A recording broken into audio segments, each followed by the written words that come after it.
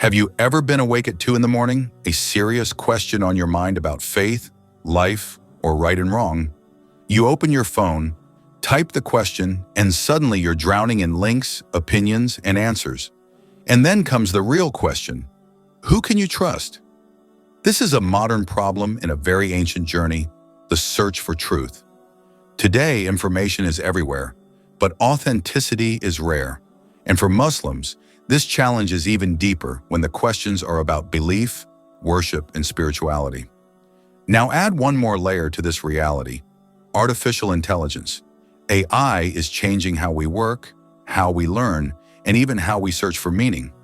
So the question is no longer, will technology touch our faith? The real question is, how should it? In this video, we'll explore the meeting point of Islamic ethics and artificial intelligence, look at what's already happening in the Muslim world, and then dive into a real case study, Ansari chat, to see how Islamic values can actually be translated into code. Stay with me, because this conversation isn't about the future anymore. It's about right now. AI is growing at an incredible speed. It promises efficiency, convenience, and knowledge, but it also raises serious ethical questions. For Muslims, these questions cannot be ignored. That's why major Islamic institutions, like the International Islamic Fiqh Academy, Al-Azhar's Islamic Research Academy, and the Muslim World League are actively debating AI today. Even in the West, the Assembly of Muslim Jurists of America has centered its 2026 Imams Conference on this very topic. These scholars aren't reacting out of fear. They're doing what Islam has always done, using centuries of legal reasoning to guide new realities. The goal is not to reject AI. The goal is to ensure AI serves maslahah, the common good, while protecting the maqasid al-sharia, the higher objectives of Islamic law. In simple words, the real challenge isn't whether Muslims should use AI. It's how to use it responsibly, without causing harm. And here's something many people don't realize. Islamic AI already exists. This space is not empty. It's growing fast.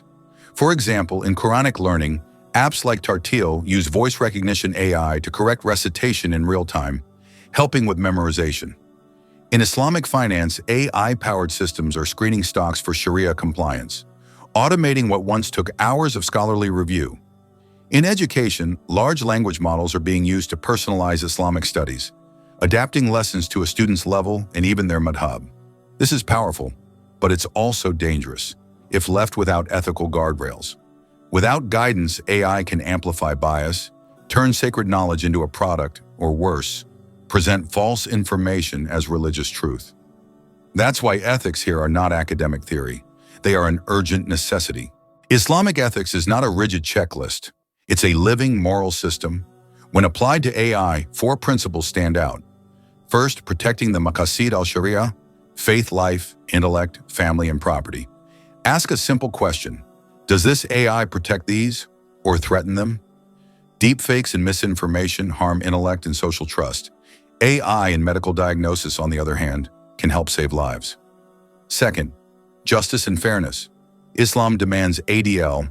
AI systems learn from data, and data often reflects historical injustice. If biased data goes in, biased decisions come out. So developers have a moral duty to audit, correct, and improve these systems, each according to their ability. Third, amana and responsibility. Humans are khalifa, caretakers. AI is not morally responsible. We are. Accountability cannot be outsourced to machines. And this responsibility even includes environmental impact, because massive data centers consume enormous energy. Fourth, ihsan, excellence. Ihsan means doing your best as if you stand before Allah. In technology, this means building tools that are genuinely beneficial, not addictive, exploitative, or shallow. Now here's a critical point. Can AI give fatwas? The clear scholarly consensus is no. AI can search faster than any human, but it cannot replace a jurist. Why? Because fiqh is not just data. It requires understanding the spirit of the law, real-life context and spiritual insight, taqwa and basira.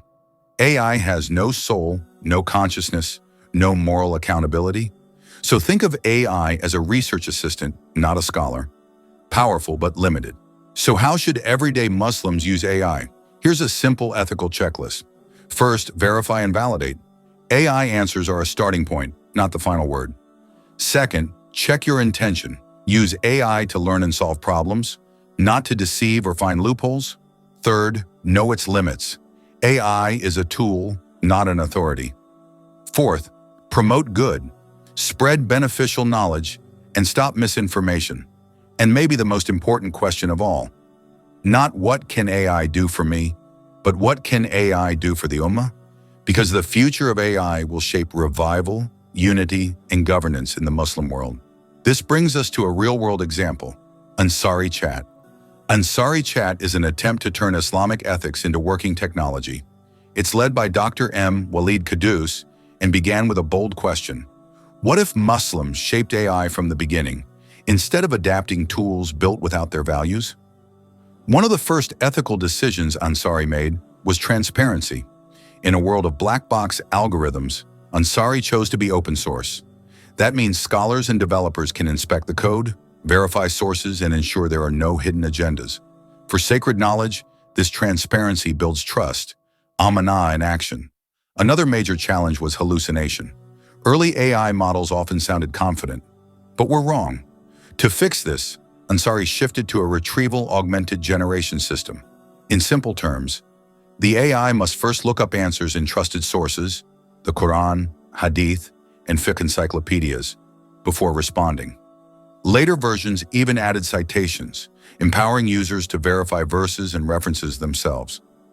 This doesn't replace scholarship, it supports it. By mid-2025, something interesting happened. Users weren't just asking trivia questions. They were asking about fiqh, ethics, and balancing deen and dunya. The tool reached users in over 20 languages, showing a global hunger for trustworthy knowledge. And yet Ansari clearly respects boundaries. It informs, but does not replace scholars, exactly as Islamic institutions advise. So what's the big picture? Ansari Chat is not the destination, it's a proof of concept, a glimpse of an ecosystem where Islamic ethics guide innovation, where AI becomes a bridge, not a barrier, between tradition and modern life. The message is simple but powerful. Technology does not have to pull Muslims away from faith. When built with ihsan and amanah, it can bring people closer to authentic knowledge. The future belongs to Muslims who are not just users of technology, but architects of it, navigating the digital age with faith, responsibility, and moral clarity. And that future is already being written.